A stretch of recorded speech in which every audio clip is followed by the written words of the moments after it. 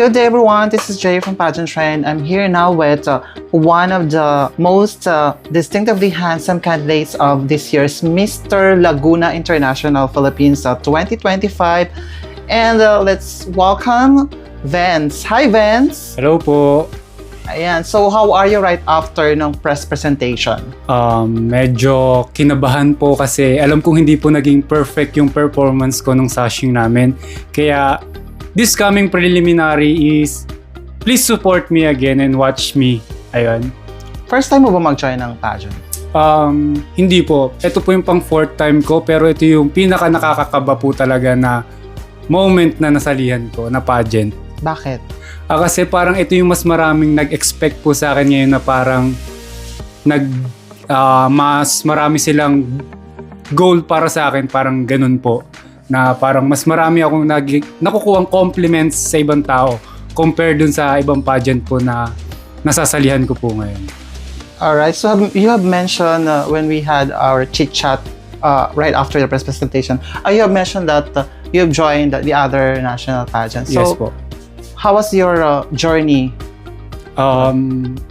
Okay naman po yung journey ko sa before pageant ko nga po. Ayun nga po, kagaya po ng sabi ko, etong Mr. International Laguna talaga yung parang mas binigyan ako ng pressure. Kasi ito yung parang mas pinaghandaan ko po talaga compare sa past pageant ko po.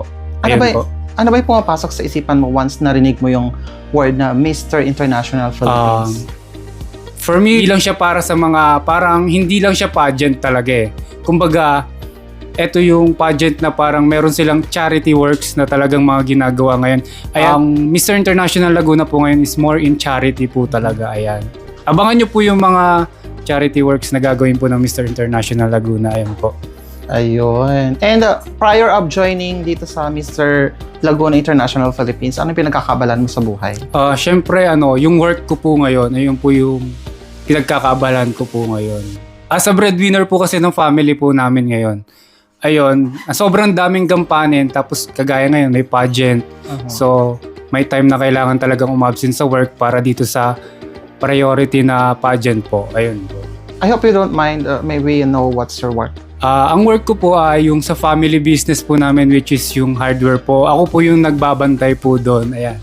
Kaya ayan, kapag gusto nyo po magpagawa ng bahay, visit lang po kayo sa hardware po. Saan ba ito? Located po to sa Marinig, Cabuyao, Sunrise Subdivision po. So for how long you been doing your family business? Almost 7 years po. Yan po. Okay. So paano ka naman napunta sa pageant? Honestly, may mga friend po ako sa gym talaga na nagpa-pageant.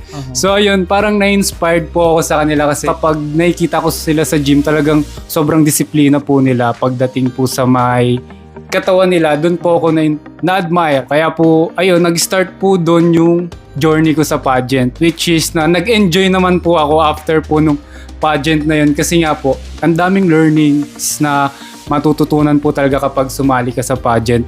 Mga kung paano ka makisalamuha sa iba't ibang tao. Tapos, yung attitude din po, nababago rin po talaga kapag sumasali ka sa pageant. Tapos yun, di lang talaga siya pageant kasi parang magkakaroon ka ng inspiration. Parang magiging inspiration ka rin ng mga taong humahanga sa. Do you have camp here in joining Mr. Laguna International Philippines? Like, may nagtitrain sa'yo? Before po, may mga nagte-training sa akin pero parang hindi po sila ganun ka-focus. Kaya sabi ko nga po, itong Mr. International Laguna is talagang sobrang mas pressure po sa akin kasi mas maraming tao yung tumutulong sa akin yun dito para mag-grow po, para mas mailabas po talaga kung sino po talaga si Vance. Yun po. Ngayon po, meron po talagang nagte-train sa akin. Alright. Sige. Lamang na nabanggit mo kung sino si Vance. Sino nga ba? Si Vance po ay, ayun, isang breadwinner po sa isang pamilya po namin. Ayun. Bilang isang breadwinner nga po, ayun, sobrang daming gampanin. Kagaya na lang po ng pagtulong ko po sa magulang ko tsaka sa mga kapatid ko. Ayun nga po, sa pagiging breadwinner ko naman po yun, meron na po ako isa sa mga achievement ko na goal, yun po yung makabili po ng sariling bahay po. Ayun po, nabilang ko na po ng sariling bahay yung family ko po. Wow. Po. Pangilan ka ba? Pangatlo po. Oh, asan yung panganay? Yung panganay po namin ay may sariling family na rin po. Okay, so hindi Opo. Masyadong Yes po, nakafocus na po siya dun ngayon sa family niya po ngayon. How about the other? Ganun din po yung, Siblings? yung sumunod po sa kuya ko. Focus din po siya sa family ngayon. Ngayon ako po yung pangatlo bilang breadwinner, tapos yung mama ko po kasi solo parent na po. Ako na po yung nagiging silbing haligi na po nung tahanan po namin sa pagtulong po pagdating sa bahay po. Ayun. Okay. So, sa tingin mo, ano yung pinakamahirap? Yung pag-join ng pageant or pagiging breadwinner? Siyempre yung pagiging breadwinner po. Kasi sobrang dami niya na pong magiging obligasyon, which is na pati yung love life po is talagang isa-sacrifice mo para po sa family mo. Ayun po. Alright. Thank you so much, Vince, for sharing. So, paano mo hinahandle or minamanage yung pag-join ng pageant and at the same time, you're a breadwinner? Binabalance ko po talaga yung time ko. Kagaya po ngayon, naging priority ko po ito ngayon yung pageant kasi which is na mas marami po akong may inspired na tao sa kwento ko po. Kaya ngayon is talagang nagfo-focus po ako dito sa pageant para to inspire people.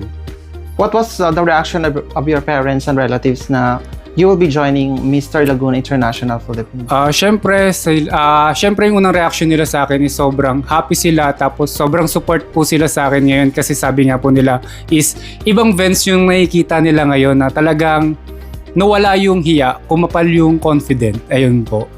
Wow. Kaya masaya po sila sa akin sa journey ko po ngayon sa pagsali ko po ng pageant po. Ayun. Alright. Ilang taon ka na ba? 28 po ako ngayon. Ayan. Kaka-birthday ko lang po wala po pala akong birthday. Kasi leap year po ako ayun, February 29. 39. Yes po. Okay.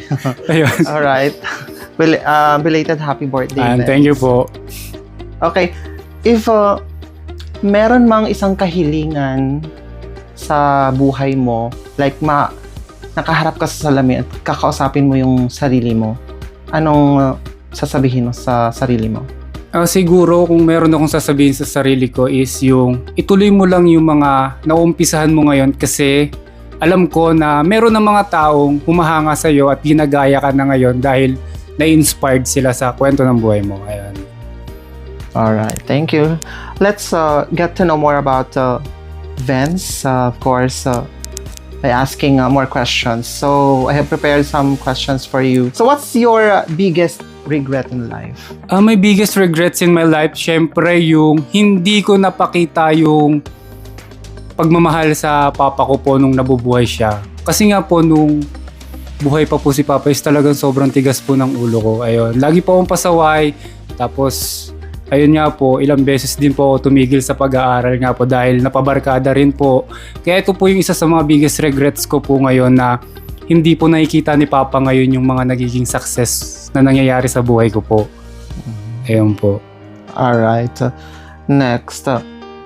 If you had the option to press a button and restart your life, would you press it? Yes. Kasi alam ko po na nasaksihan ko po talaga kasi na ngayon yung gano'ng kahirap yung mabuhay ng walang katuwang, kagaya na nga lang po na sabi ko nga po, isa po akong breadwinner sa aming family. Kaya kung magkakaroon po ng chance na ipush ko yung button, ipupush ko po yung button dahil gusto ko pong itama yung mga pagkakamali na nagawa ko po ngayon. Alright. If you could move to another country for free, which would you pick? Japan. Dahil pangarap ko po talagang makakita ng snow. Kaya gusto ko pong tumira sa Japan para masaksihan kung gaano kaganda yung regalo ni Lord sa kanilang bansa. Yun lang po. Okay. So, when you were a child, what did you want to be when you grow up? Syempre, idol ko po si Papa. Gusto ko pong sumunod sa yapak niya. Yun po yung pagiging seaman. Do you think dating apps are good way to meet someone? Yes. There's nothing wrong naman kung mamimit mo yung isang tao sa dating app. Nasa sayo na lang yun kung paano mo siya kikilalanin at mamahalin. Yun lang po.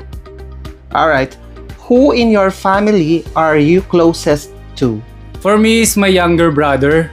Kasi nakikita ko po sa kanya na ina-idol niya rin po ako ngayon.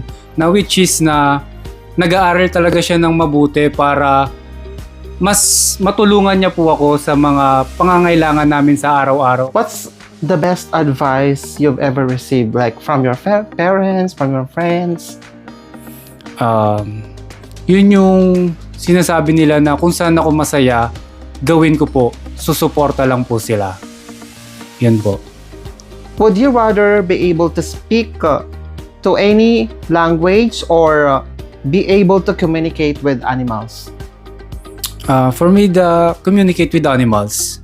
Para malaman ko rin kung ano ba talaga yung nararamdaman nila sa nangyayari sa ating panahon ngayon. Kung nahihirapan na rin ba sila, at para malaman ko din kung ano ba talaga yung gusto nilang ipahiwatig sa mga tao.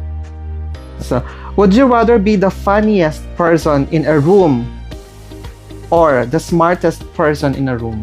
For me is to be funniest person because I want to give smile to everyone.